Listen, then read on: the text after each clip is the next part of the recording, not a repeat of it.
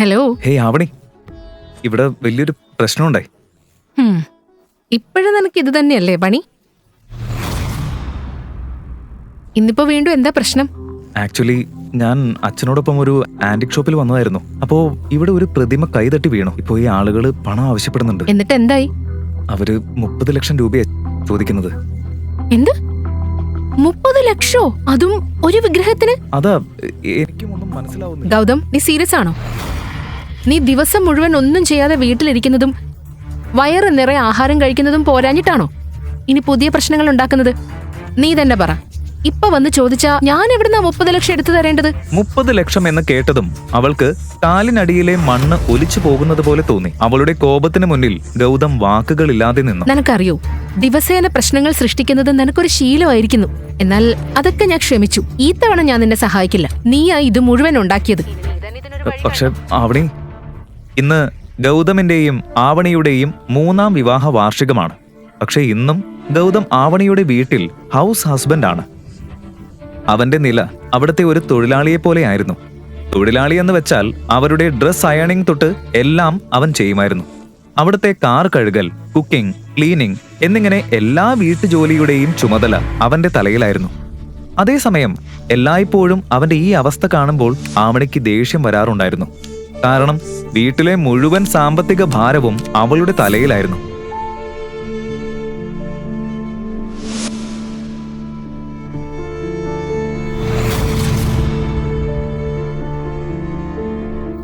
പക്ഷെ ആവണി, ഞാനല്ല, അച്ഛന്റെ കൈകൊണ്ട് അത് പൊട്ടിയത്. ഇതിലെന്റെ തെറ്റെന്താ? ഞാനത് പറയാൻ ശ്രമിച്ചപ്പോഴേക്കും നീ ഫോൺ കട്ട് ചെയ്തു.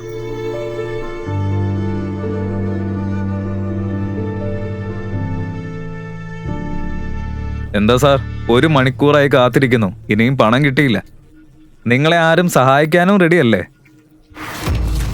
മാത്രമല്ല, ആ വയസ്സിന് ഇവിടെ നിന്ന് ഓടാൻ ശ്രമിച്ചു.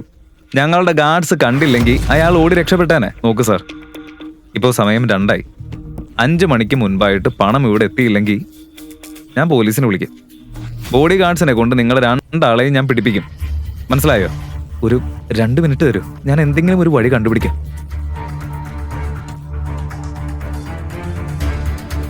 അച്ഛാ, പണം അടയ്ക്കാതെ ഇവര് നമ്മളെ ഇവിടുന്ന് വിടില്ല. എനിക്ക് ജയിലിൽ പോവാൻ കഴിയില്ല. എനിക്ക് വേണ്ടി നീ പോയിക്കോ. ഒന്നുമില്ലെങ്കിലും എന്റെ ഫാമിലി ഈ 3 വർഷം പണം തന്ന് എന്നെ പോറ്റിയതല്ലേ. ഇത്രയെങ്കിലും നീ എനിക്ക് വേണ്ടി ചെയ്യില്ലേ? അച്ഛാ, ഞാൻ ജയിലിൽ പോയേനെ. പക്ഷെ ഇവര് വളരെ കടുംപിടുത്തക്കാരാ. ഇവര് ഇതങ്ങനെയൊന്നും വിടില്ല. ഇപ്പൊ തന്നെ ആ മാനേജർ ഭീഷണിപ്പെടുത്തിയത് കണ്ടില്ലേ? അപ്പൊ പണം കൊടുക്കുക. അതാണ് 30 ലക്ഷം കൊടുക്കേണ്ടി വരും. എന്റെ കയ്യിൽ 30 പൈസ പോലും ഇല്ല. എന്റെ കയ്യിൽ ഒന്നുമില്ല. എവിടെന്നാ ഞാൻ ഈ പണം കൊടുക്കുക? എന്നാ അവളെ വിളിക്കേ. ഞാൻ വിളിച്ചു. അവള് മുഴുവൻ കേൾക്കാതെ ഫോൺ കട്ട് ചെയ്തു.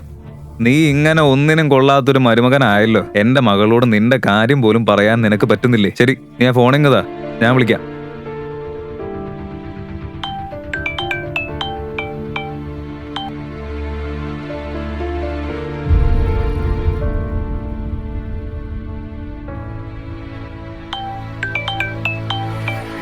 Gautam, are you mad? ജോലി സമയത്ത് എന്നെ ഡിസ്റ്റർബ് ചെയ്യരുതെന്ന് ഞാൻ പറഞ്ഞതല്ലേ. വീണ്ടും എന്തിനാ വിളിക്കുന്നത്? മോളെ, ഞാനാ, അച്ഛനാ. അച്ഛാ? അതെ, ഞാനാണ്. നീ ഒന്ന് സഹായിക്കണം. പ്രതിമ ഞാനാ പൊട്ടിച്ചെ. പണം കൊടുത്തില്ലെങ്കിൽ ഇവരെന്നെ ജയിലിലാക്കും. പക്ഷേ അച്ഛൻ എന്തിനാ ജയിലിൽ പോകുന്നത്? ഇത് ഗൗതത്തിന്റെ പ്രശ്നമല്ലേ? അല്ല മോളെ, ഞാൻ തന്നെ അത് പൊട്ടിച്ചത്. വിഗ്രഹം കണ്ടപ്പോഴുള്ള എക്സൈറ്റ്മെന്റില് പടം എടുക്കുമ്പോ കൈ തട്ടി വീണുപോയി. അച്ഛാ, ഗൗതം വീട്ടിലുണ്ടാക്കുന്ന പ്രശ്നങ്ങള് അച്ഛൻ അറിയില്ലേ? അതും പോരാഞ്ഞിട്ടാണോ അച്ഛൻ ഇപ്പൊ പ്രശ്നങ്ങൾ ഉണ്ടാക്കുന്നത്? പക്ഷെ മോള്, അതൊക്കെ പോട്ടെ. നിങ്ങളിപ്പോ എവിടെയാ? ഞാൻ അമ്മയെ കൂട്ടി അങ്ങോട്ട് വരാം. ആന്റിക് ഷോപ്പിലാ, മാധവ് നഗർ. ഓക്കെ, വെയിറ്റ് ദർ, ഞങ്ങൾ വരാം. ഇതൊരു വലിയ പ്രശ്നമായിരുന്നു. അത് കണ്ടില്ല എന്ന് നടിക്കാൻ അവൾക്കാകില്ലായിരുന്നു. അവളുടെ അച്ഛൻ അനിൽ ജോധ്പൂരിലെ തന്നെ വലിയ ഒരു ബിസിനസ് കുടുംബത്തിലെ അംഗമാണ്. പക്ഷേ അവളുടെ മുത്തശ്ശി ഗായത്രി ദേവി ഗൗതമിനെയും അവരുടെ വിവാഹത്തെയും എപ്പോഴും എതിർത്തിരുന്നു. 3 വർഷം മുൻപ് ആവണിയുടെ മുത്തശ്ശൻ മാധവൻ ഗൗതമിനെ പുഷ്കറിൽ വെച്ച് കണ്ടപ്പോഴാണ് അവനെ തിരിച്ചറിഞ്ഞത്. അങ്ങനെ അദ്ദേഹത്തിന്റെ ഏറ്റവും പ്രിയപ്പെട്ട കൊച്ചുമകളെ അവനെ കൊണ്ട് വിവാഹം കഴിപ്പിച്ചു. ആവണിക്ക് തന്റെ മുത്തശ്ശനോടുള്ള ഇഷ്ടം കാരണം അവൾക്ക് മറിച്ചൊന്നും പറയാനായില്ല. പക്ഷേ വിവാഹത്തിന് കുറച്ചു നാളുകൾക്ക് ശേഷം മാധവൻ മരിക്കുകയും അദ്ദേഹത്തിന് മാത്രം അറിഞ്ഞിരുന്ന ഗൗതം ആരാണ് എന്ന രഹസ്യവും അതോടെ മൺമറഞ്ഞു. ആരാണ് ഗൗതം? എങ്ങനെയാണ് അദ്ദേഹം ഗൗതമിനെ തിരിച്ചറിഞ്ഞത്? അദ്ദേഹത്തിന്റെ മരണശേഷം സ്വത്തുക്കൾ ആരെല്ലാമായിരിക്കും ഏൽക്കുക? പിന്നീട് അവളുടെ മുത്തശ്ശി ഗായത്രി ദേവി കാര്യങ്ങൾ കയ്യിലെടുത്തു. അവർക്ക് കുടുംബത്തിന്റെ സ്റ്റാറ്റസും രീതികളും പദവികളും അത്രയും പ്രധാനപ്പെട്ടതായിരുന്നു. അതുകൊണ്ട് തന്നെ മാധവൻ പോയ ശേഷം അവർ അനിലിനെയും കുടുംബത്തെയും അവരുടെ കുടുംബത്തിൽ നിന്നും പുറത്താക്കി.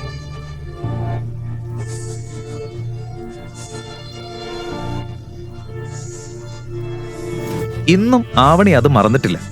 എല്ലാ ദിവസവും കുടുംബത്തെ എങ്ങനെ തിരികെ ഉയർത്താമെന്നായിരുന്നു അവളുടെ ചിന്ത. ഇന്ന് വീണ്ടും അവളുടെ ജീവിതത്തിൽ ഒരു പ്രശ്നം വന്നിരിക്കുന്നു. അവൾ വേഗത്തിൽ അമ്മ ഗീതയെയും കൂട്ടി മാധവ് നഗറിലേക്ക് പോയി.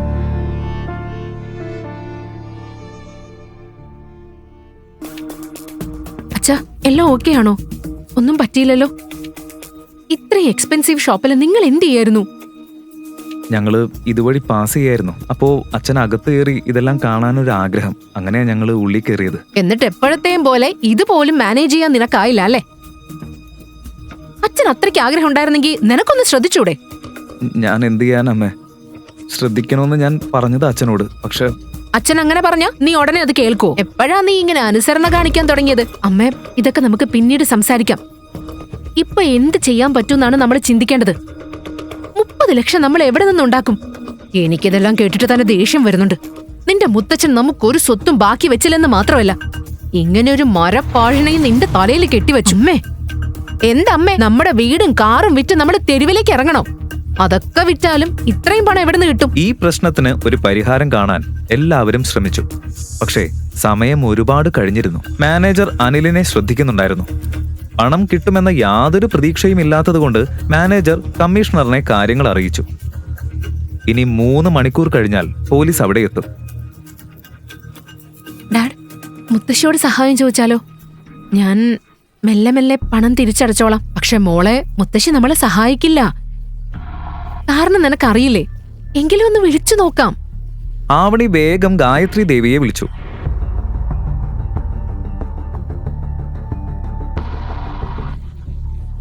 പക്ഷേ അവർ ഫോൺ എടുക്കുമോ ഇല്ലയോ എന്ന ഭയം അവൾക്കുള്ളിലുണ്ടായിരുന്നു. മുത്തശ്ശി, ഞാൻ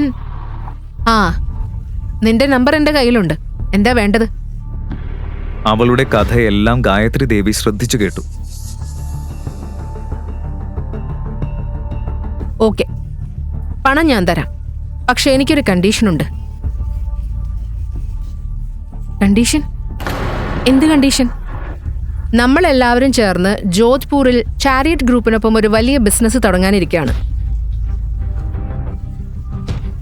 നിനക്ക് എന്നോട് ഇപ്പോഴും ഇത്രയെങ്കിലും ബഹുമാനം ഉണ്ടെങ്കിൽ, എന്നെ നിന്റെ മുത്തശ്ശിയായിട്ട് കാണുന്നുണ്ടെങ്കിൽ, നീ ഇപ്പോൾ തന്നെ ഗൗതമിനെ ഡിവോഴ്സ് ചെയ്ത് ചാരിയറ്റ് ഗ്രൂപ്പിന്റെ ചെയർമാന്റെ മകൻ കബീറിനെ വിവാഹം ചെയ്യണം. മുത്തശ്ശി, എങ്ങനെ ഇത് പറയാൻ തോന്നുന്നു? ഈ പ്രശ്നത്തിൽ ഗൗതം കുറ്റക്കാരനല്ലല്ലോ. അതൊന്നും എനിക്കറിയേണ്ട ആവശ്യമില്ല. നീ അതിന് സമ്മതിച്ച പണം ഞാൻ തരാം. മുത്തശ്ശി, അച്ഛൻ നിങ്ങളുടെ മകനല്ലേ? അദ്ദേഹത്തിനോട് നിങ്ങൾക്ക് എങ്ങനെ ഇങ്ങനെ ചെയ്യാൻ കഴിയുന്നു? ഇന്ന് അനിലിന് ഈ പ്രശ്നം വന്നത് നീ കാരണമാണ്. അതുകൊണ്ട് നീ ഇതിന് സമ്മതിച്ച ഞാൻ പണം തരും. മുത്തശ്ശി, ആവണിക്ക് ഇനി വേറെ വഴിയില്ലായിരുന്നു. ആവണി, നീ വിഷമിക്കല്ലേ. ഞാൻ എന്തെങ്കിലും ഒരു വഴി നോക്കട്ടെ. നീ എന്ത് നോക്കട്ടേന്നാ? ഇത്രയും പണം നീ റോഡിലിരുന്ന് ഭിക്ഷ ചോദിക്കൂ? അവനി, നീ ഞാൻ പറയുന്നത് കേൾക്ക്. നീ ഇവനെ ഡിവോഴ്സ് ചെയ്യ്. അവൻ ഇനി നിന്റെ ജീവിതത്തിൽ വേണ്ട. അപ്പൊ പിന്നെ മുത്തശ്ശി നമ്മളെ വീട്ടിലേക്ക് തിരിച്ചു വിളിക്കും.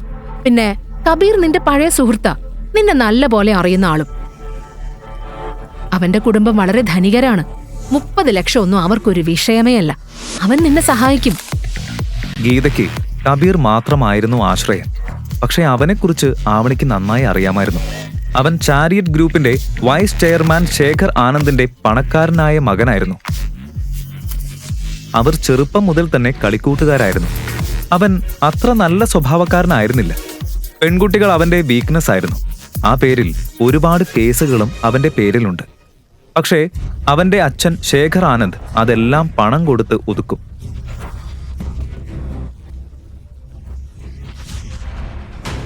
ഓരോ ദിവസവും പെൺകുട്ടികളെ മാറ്റി മാറ്റി കളിക്കുന്നയാളാണവൻ. കോളേജിൽ വരെ ആവണിയെ അവൻ പിന്തുടരാറുണ്ടായിരുന്നു. പക്ഷേ അവൻ ഒരിക്കൽ പോലും അവസരം കൊടുത്തിട്ടില്ലായിരുന്നു. അതുപോലെ അത്രയും നേരം മിണ്ടാതിരുന്ന ഗൗതമിനും കബീർ എന്ന പേര് കേട്ടതും ദേഷ്യം വന്നു. പക്ഷേ ഇപ്പോൾ അവൻ പറയുന്നത് കേൾക്കാൻ ആരും തയ്യാറായിരുന്നില്ല.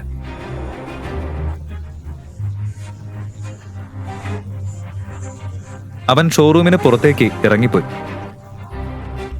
ഫോൺ എടുത്ത് ഒരു നമ്പർ ഡയൽ ചെയ്തു. ഫോൺ റിങ് ചെയ്തു തുടങ്ങിയപ്പോൾ അവന്റെ ഹൃദയം കൂടുതൽ വേഗത്തിൽ മിടിച്ചു. ഹലോ, മുൻഷിജി അല്ലേ? അതെ, ഞാൻ തന്നെ. ഞാനാ ഗൗതം. എന്തൊക്കെയുണ്ട് വിശേഷം? ഗൗതം ഫോണിൽ സംസാരിക്കുന്നത് മറ്റാരോടും ആയിരുന്നില്ല. അവന്റെ അച്ഛൻ രഘുവേന്ദ്ര സിംഗ് റാത്തോറിന്റെ കാര്യസ്ഥനോടായിരുന്നു. അവരുടെ രാജവംശത്തിൽപ്പെട്ടിരുന്ന കാര്യസ്ഥനായിരുന്നു കമൽ സ്വരൂപ്. രഘുവേന്ദ്ര സിംഗ് റാത്തോർ അവിടുത്തെ രാജാവായിരുന്നു. അദ്ദേഹത്തിന്റെ ഇളയ മകൻ അഥവാ രാജകുമാരനാണ് ഗൗതം. അവൻ ജനിച്ചതും വളർന്നതും എല്ലാം കൊട്ടാരത്തിലായിരുന്നു. ചെറുപ്പം മുതൽ തന്നെ സിംഹാസനമൊക്കെയുള്ള ജീവിതം. പക്ഷേ വളർന്നു വന്നപ്പോൾ പുറം ലോകത്ത് എന്താണ് നടക്കുന്നത് എന്നറിയാനുള്ള അവന്റെ ആകാംക്ഷ കൂടി വന്നു. അവന്റെ ഈ ആഗ്രഹം കൂടിക്കൊണ്ടിരുന്നു. കൊട്ടാരത്തിലെ ജീവിതം അവൻ അപ്പോഴേക്കും മടുത്തു തുടങ്ങിയിരുന്നു. അങ്ങനെയിരിക്കെ ഒരു ദിവസം രഘുവേന്ദ്ര തന്റെ കൂട്ടുകാരന്റെ മകൾ ദീപ്ശികയുമായി അവന്റെ വിവാഹം നിശ്ചയിച്ചു. അവളെ അവന് ചെറുപ്പം മുതലേ അറിയാമായിരുന്നുവെങ്കിലും അവളോട് അവൻ ഇഷ്ടമൊന്നും ഉണ്ടായിരുന്നില്ല. അങ്ങനെ കല്യാണ ദിവസം അവൻ ആ വീടും സ്വത്തും എല്ലാം വിട്ട് മണ്ഡപത്തിൽ നിന്നും ഇറങ്ങിപ്പോയി. ഇന്നും സമർ മാൻഷനിൽ ആ മണ്ഡപം അതേ രീതിയിൽ തന്നെ നിലനിർത്തിയിരുന്നു.